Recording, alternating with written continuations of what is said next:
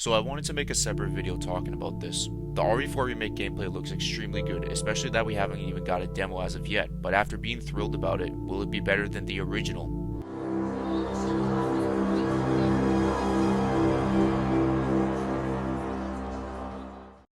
Before we get into it, be sure to leave a like, comment, and subscribe to the channel if you are new. I'm trying to hit 5,000 subscribers by the end of the year, so I would really appreciate it if you hit the subscribe button. It only takes 2 seconds to do that, and now let's get into the video. So I decided to go back and play some of RE4 in using its combat ability specifically for Leon in the story and not mercenaries.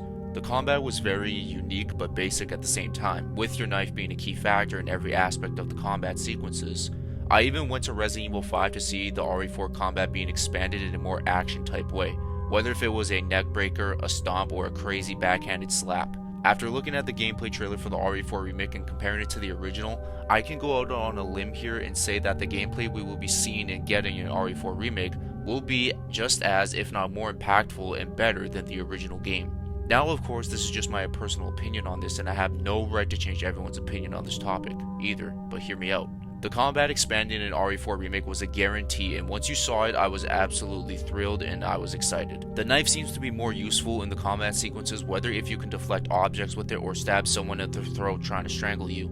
It looks really good, and I love they went back to the key factor of making the knife important just like in the original, but they expanded on those parry attacks, which is what makes a remake. The upgrading process or system is interesting since I never saw that in the original, but makes the knife only challenge videos more likely to happen. The combat in terms of the roundhouse kick is back, and I like that you can hit more than one ganado, and seeing the impact kind of reminds me of the RE Village combat for some reason. And after playing some RE8 third person story mode, that could really be a small taste for what's to come in this remake. I like they didn't overdo it like how RE6 did, which made the zombies look like a joke and we could just kick the hell out of them with ease. There are multiple kicks outside of just the basic roundhouse in this game, which again got expanded as well and was well needed. There is a nice front kick that you can use escaping from a Ganado's grasp in the QTE, or the parry knife combo you see right here, which looks absolutely fun to use. Now, we all remember the suplex we got to use on the Zealots, which was the highlight of the combat in the original game, specifically for the cheesiness and how broken it was. I do have faith that it will be in this remake, but more toned down and not look like Leon is doing it with ease, but then again, who knows. Seeing this animation instantly reminds me of Sheva's combat in RE5. It makes sense as Capcom is doing their best to not just expand on the combat but the game in general. So this is what I think. Possibly as we play more of the game we will be experiencing more moves in Leon's combat bag, and not to mention Ada's in separate ways if Capcom makes that either into the main story or just making it its own mode like in the original. Since it is basically confirmed that Krauser is in the remake, that's when I believe that the combat will be at its peak. Since the island is the area with the most action, so I would expect stuff within the close range combat, whether it's hand to hand or with a knife when Krauser appears.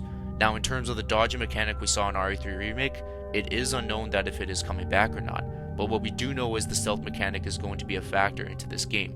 We don't know how many times we need to use it, but I would expect around the time when we are escorting Ashley out of the village. Since the villagers do know the president's daughter escaped, Leon will most likely use the stealth mechanic once escaping the village. The castle, however, that is unknown since we didn't see much outside of Salazar and the Verdugos. Why do I say the combat is going to be better? Because, well, it looks better and it could possibly feel better. As long as they don't overdo it like in RE6, I'm on board with how the approach will be.